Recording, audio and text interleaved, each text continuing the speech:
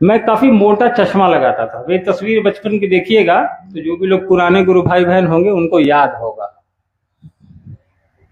तो मेरी माँ यानी दीदी जो है वो बड़ी चिंता में रहती थी कि बच्चा है, इसकी आंखों में तकलीफ है, पढ़ने में दिक्कत होगी, इसको आगे चल के कैसे क्या करेगा। स्वाभाविक है, माँ का मन है तो ये चिंता करेगा ही करेगा, हर माँ करती है अपने बच्चे के लिए।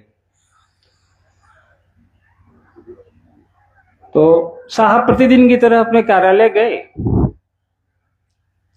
और भोजन के समय वो आते थे। छोटा था मैं उस समय, हमको लगता है स्कूल में पढ़ रहा हूँ, 8वीं या 9वीं कक्षा में। तो मैं भी स्कूल से लौटा, साहब भी उसी टाइम खाना खा के वापस आए। तो मैं स्कूल से लौटा तो देखा कि कमरे में पटना में एक सरकारी क्वार्टर था, हड़ताली मोड़ पे, कबूतर खाना लोग बोलते थे उसको। अब तो रहा नहीं, वो टूट गया, सरकार ने उसको तोड़ दिया। कबूतर खाना में साहब रहा करते थे। तो मैं भी स्कूल से लौटा, थोड़ी देर बाद साहब भी आए। इस बीच क्या था ना कि एक कोई तांत्रिक अघोरी था, वो झोला लटकाए घर का दरवाजा खटखटाया। तो स्वभावतः माँ ने खोला तो उसने कहा कि माता जी हम आए हैं, तो पता नहीं कौन सा मंदिर का नाम बोला, वहां से आए हैं, हम तांत्रिक हैं, अघोरी हैं, और हम ये कर देंगे, ये अच्छा करते हैं, हम ये हवन करते हैं, ये साधना करते हैं, कोई कष्ट हो तो बताओ। तो माँ का हृदय, माँ अपना चिंता करती थी मेरी हमेशा कि इसकी आंखों में तकलीफ है, बुलाते हैं कहीं ये कुछ ठीक करे।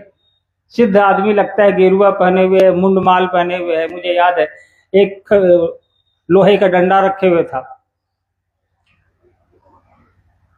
तो माँ ने उसको बुलाया, अंदर सोफे पे बिठाया बकायदा। तो सोफे पे बिठाया तो अपना वो झोला निकाला, उसमें से 2 मुंड निकाला, नरमुंड, 2-3 हाथ की हड्डी निकाला, पूरा टेबल पे फैला दिया।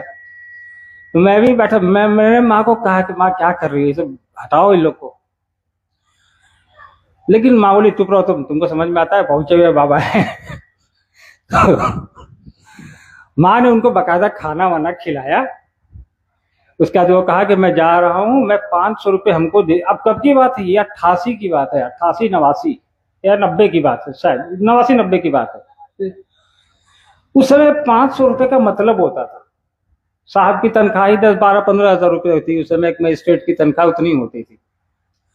तो माँ ने उसको 500 रुपये भी दे दिए, कहा कि जाइए बाबा, तो पूजा कर दीजिएगा बच्चे के लिए मेरे। इसी बीच क्या है ना, साहब चले आए हैं खाना खाने के लिए। तो साहब ने देखा कि ये पूरा फैलाया है अपना नरमुंड